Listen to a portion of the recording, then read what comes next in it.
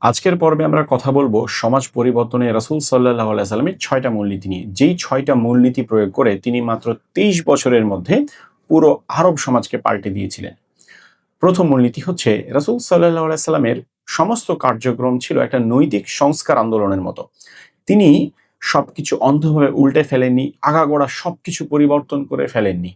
বরং যা কিছু ভালো, যা কিছু মানুষের জন্য কল্যাণকর তা তিনি গ্রহণ করেছেন। আর যা কিছু মানুষের জন্য, সমাজের জন্য, দিনের জন্য ক্ষতিকর তা তিনি বদলে ফেলেছেন। এর একটা উদাহরণ হলো হিলফুল ফুদুল। জাহেলি যুগে আ মক্কায় একটা চুক্তি সম্পন্ন হয়েছিল। যেই চুক্তির মাধ্যমে সমাজের দুর্বল এবং দরিদ্র শ্রেণীর মানুষের অধিকার রক্ষার একটা আ ব্যাপারে সবাই অঙ্গীকারবদ্ধ হয়েছিল। তো আল্লাহ রাসূল পরবর্তীতে বলেছিলেন যে, "এখনো যদি আমাকে ডাক দেওয়া হয় এই হিলফুল ফুদুলের ব্যাপারে আমি এখনো তাতে সাড়া দেব।" ঠিক আছে? অর্থাৎ নবুয়তের পূর্ববর্তী সময়েরও ভালো যেকোনো বিষয়কে তিনি গ্রহণ করতে প্রস্তুত ছিলেন। দ্বিতীয় মূলনীতিটা হচ্ছে রাসূল সাল্লাল্লাহু আলাইহি সাল্লামের কর্মনীতি ছিল ধাপে, ধাপে বাস্তবায়নযোগ্য এবং তিনি ধীরে, ধীরে one by one তিনি কাজ করতেন। একসাথে অনেকগুলো পদক হাতে নেওয়া, একসাথে অনেক কিছু বদলে ফেলা এমনটা তার মূলনীতিতে ছিল না। তৃতীয় মূলনীতি হচ্ছে রাসূল সাল্লাল্লাহু আলাইহি সাল্লাম কখনো তার চারপাশের সংকীর্ণ বাস্তবতার মধ্যে আটকে থাকেননি। তিনি সবসময় নতুন, নতুন অপরচুনিটি এক্সপ্লোর করেছেন। তিনি কমফোর্ট জোনের বাইরে গিয়ে চিন্তা করেছেন। যখন তিনি দেখলেন যে মক্কায় কোনোভাবে আর ইসলামের প্রচার-প্রসার সম্ভব হচ্ছে না, তখন তিনি তায়েফের কথা চিন্তা করলেন। তিনি তায়েফে চলে গেলেন।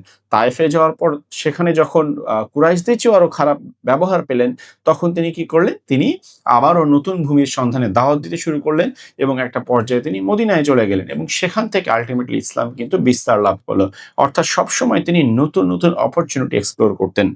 চতুর্থ মূলনীতিটা হচ্ছে রাসূল সাল্লাল্লাহু আলাইহি সাল্লাম সবসময় ১ম চালটা দিতেন আর এর ফলে তার প্রতিপক্ষ যারা ছিল তার হতবুদ্ধি হয়ে যেত। তারা বুঝতে পারত না যে কিভাবে এটা সম্ভব।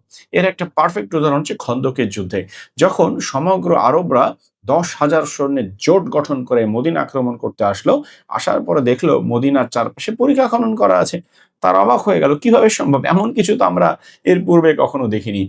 এভাবেই বিভিন্ন সময় আমরা দেখি রাসূল সাল্লাল্লাহু আলাইহি সাল্লাম তিনি সবসময় এমন একটা চাল দিয়েছেন যেটা শত্রুরা বা তার প্রতিপক্ষরা কখনো চিন্তাই করতে পারেনি এবং তার হতবুদ্ধি হয়ে গিয়েছে। এমন কখনো হয়নি যে তার শত্রুরা আগে একটা বুদ্ধি করেছে, এরপর তিনি সেটার পাল্টা প্রতিক্রিয়া দেখিয়েছেন। না, সবসময় ১ম চালটা তিনি দিতেন এবং শত্রুদের চেয়ে, তার প্রতিপক্ষের চেয়ে তিনি সবসময় এগিয়ে থাকতেন। পঞ্চম মূলনীতিটা হচ্ছে রাসূল সাল্লাল্লাহু আলাইহি সাল্লাম কখনোই তার উম্মার মধ্যে কোনো বিভাজনকে তিনি সহ্য করেননি। সবসময় তিনি তার উম্মাকে একত্রিত রেখেছেন, একতাবদ্ধ রেখেছেন। গাজওয়ে মুরাইসি থেকে ফেরার পথে যখন আনসার এবং মুহাজিরদের মধ্যে একটা বাকবিতণ্ডা থেকে ছোটখাটো সংঘর্ষের উপক্রম হয়, সেই সময় তিনি বিন্দুমাত্র দেরি না করে এই সংঘাতকে নিরসন করেছেন এবং তাদের এই কনফ্লিক্টকে কিন্তু তিনি দারুণভাবে হ্যান্ডেল করেছেন। ঠিক আছে? আর রাসূল সাল্লাল্লাহু আলাইহি সাল্লামের সমাজ পরিবর্তনের ৬ষ্ঠ এবং সর্বশেষ মূলনীতি হচ্ছে তিনি সমস্ত প্রতিপক্ষকে একসাথে সামলাননি। তিনি one by one ডিল করেছেন। তিনি প্রায়োরিটি সেট করেছেন কাজের। দেখুন, যখন খন্দকের যুদ্ধে বনু কুরাইশ এবং বনু গাতফান সম্মিলিত বাহিনী নিয়ে আসলো, তিনি চিন্তা করেছিলেন বনু গাতফানকে এই জোট থেকে আলাদা করে দিতে।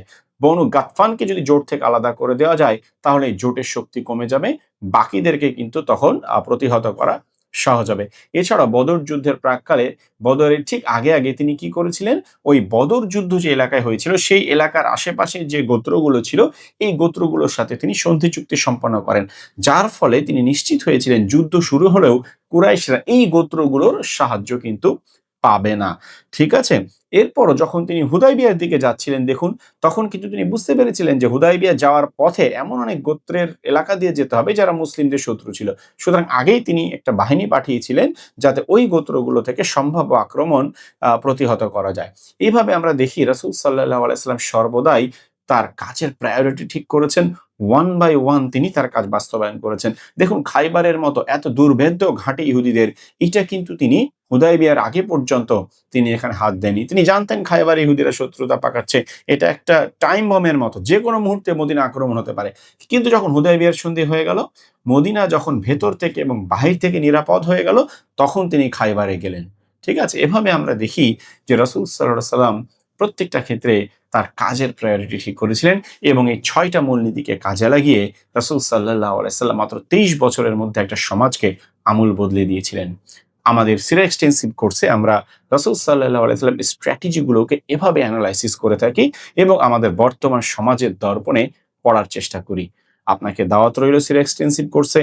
চোখ রাখুন আমাদের পেজে এবং দ্রুত জয়েন করে ফেলুন আমাদের কোর্সটিতে।